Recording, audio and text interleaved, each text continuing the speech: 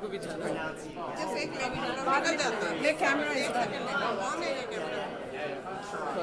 Indeed, an honor and pleasure to have you, Pramila, with us. As you mentioned, Chicago and Chicago connections, right? Yes. So I could see that when you were talking about it, what was going on in mind.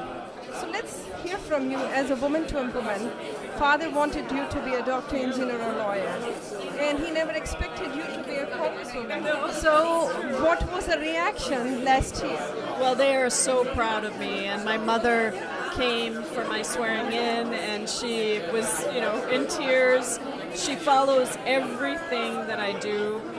She tells my father's not so good on the internet, but they're very, very proud of me. My father keeps calling me a minister because he thinks it's, like India, but no, I think they couldn't be happier that I'm here, that I'm doing what I'm doing, and, I think they've let go of the doctor, lawyer, engineer now. It's almost a year now. We're just talking about a few days from now that you saw the results coming. I always talk to Raja, he talks about the two samosa caucus. And two samosas I found you in one room. It's a very powerful room when you saw it. And important thing, what you saw today in this room, how do we see the future for the Indian diaspora in this? I think it's very bright. I mean, one of the things I talked about was, the Indian American women who are advancing in the state legislature in Washington State after I came from there. And I think that that's what happens when you start electing Indian Americans. It helps. We can support, we can mentor, we can, help build the leadership ladder and the pipeline. And so we have 8 South Asian American women running, Indian American women running in Washington State for different offices. So we're building that leadership ladder, and I think the future is very bright. I think that Indian Americans still have to continue to be more involved, in doing the hard work, not just taking a picture with a politician, but actually going out and knocking on doors, supporting with financial contributions, making sure they run for office themselves. I mean, these are all very important pieces of building our political power. May I ask you 4+1? I'm going to say that because we just said that 4 of you plus 1.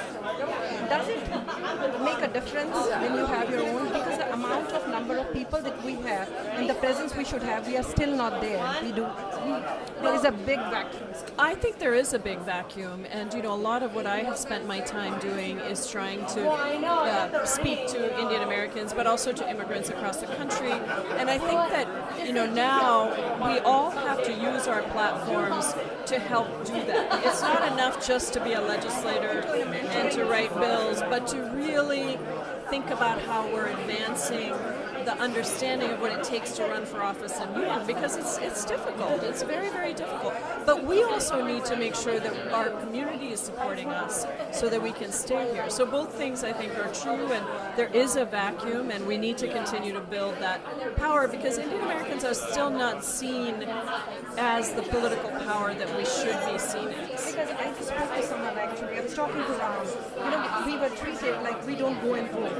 So I said, why? Because why you're saying that applies to everybody. If we are seeing it's been decreasing now. It's not only our population, the South Asian, the people of Indian origin, those who don't vote, the others also, because they are saying, why should we go and vote for what? But there has to be an awareness campaign. And when you are a congresswoman, you represent Indian community, you represent the whole district of yours. I do.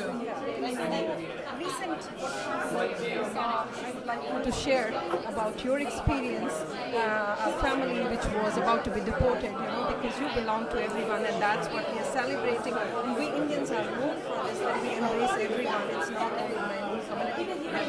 Right, and that's true. I mean, I think that I've been fighting for immigrants of all kinds, but I'm also fighting for American Caucasian workers of all kinds, because you bring a particular emphasis and understanding and focus to the community or culture that you come from. And so you care more passionately sometimes about those issues than for somebody who finds it very removed and distant. But that doesn't mean, I have 70% white voters in my district, so I have to continue to bring together a strong coalition in order to get elected. And I think that when I'm in office, I'm always conscious of all of the priorities, but is immigration particularly important to me? Yes, it is. And am I going to fight for, whether it's a family on the plane that I had to get off the plane, or whether it's the Somalis who are being targeted, or whether it's, immigrants who are trapped as undocumented immigrants? That's near and dear to my heart. So you have to do a little bit of both. And I do think it matters, though, when you have somebody in office, because your priorities are different, and you do lift up issues in a way that other people just don't, because they don't have that personal experience. On a concluding note, because the people will be watching you on TV, Asia, all across, what's your message to the women of Indian origin? We are just going to be approaching International Women's Day in the March, and woman has to take a lead. She cannot just keep sitting tight. A woman can run the family, community, and the society. No, exactly, and I've been taking on a lot of sexism in the United States House of Representatives. There have been a number of articles written about how I refuse to allow that to go, and my message out there is stand strong, refuse to be minimized, refuse to be patronized, and let all of the small men out there be intimidated by you. It's okay. They can be intimidated by you, but you don't have to be less in order to make somebody more. So that's my message. Trust yourself. Thank you so very much. Wish you all the best, and enjoy your stay in Chicago. I know it's trying. Thank you very much. Thank you. Ajoji.